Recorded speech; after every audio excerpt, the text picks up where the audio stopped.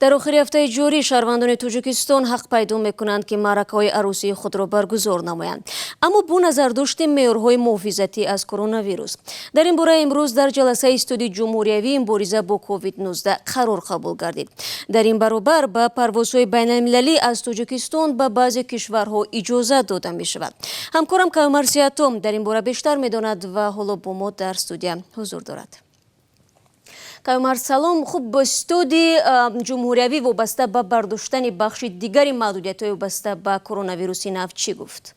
تشکر شهلا. ستاد جمهوری مقابله با کرونا ویروس نو در تاجیکستان امروز جلسه داشت و همونطور که گفتی اجازه داد که مردم از روز 20 ایون معرکه های عروسی و خرسندی خود را برگزار کنند، اما با شرط اینکه معرکه در یک جا برگزار شود، یا در طرفخانه و یا در خانه های مردم و با اشتراک همگی 100 نفر و با رعایت قاعده های بهداشتی. البته قبلا در معرکه های خرسندی در تاجیکستان حضور 150 نفر اجازت بود. همچنین از 1 ایول به پروازهای بین المللی از تاجیکستان به ازبکستان و دبی اجازه داده شده است، ولی مقامات میگویند که همچنان مسافران باید هنگام پرواز با خود معلوماتنامه طبی داشته باشند. البته تاجیکستان در آخر ماه مارس با هدف پیشگیری از پنجشنبه کرونا ویروس پروازهای بین المللی را قطع کرده بود.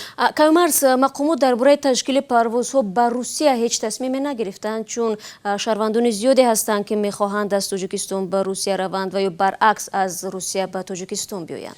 شهلا، این مسئله بسیار مهم است، مسئله داغ است و هر روز ده ها نفر به ما زنگ زده و میپرسند که پروازها کی به راه مانده میشد، مخصوصا به طرف روسیه.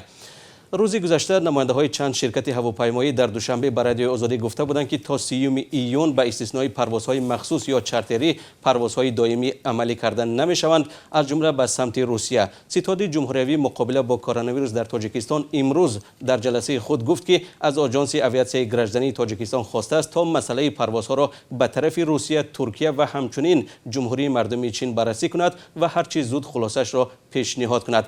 و البته هر وقتی که در این باره خبری شد شهلا، حتما به بیننده ها میرسانیم. بله، تشکر کایومارس. به هر حال امید میبندیم که از ماه آینده рафтуомади ҳавоӣ بین توجیکستان و روسیه برقرار می شود و مهاجران توجیک بالاخره به دیدار پیوندانشان در وطن میرسند.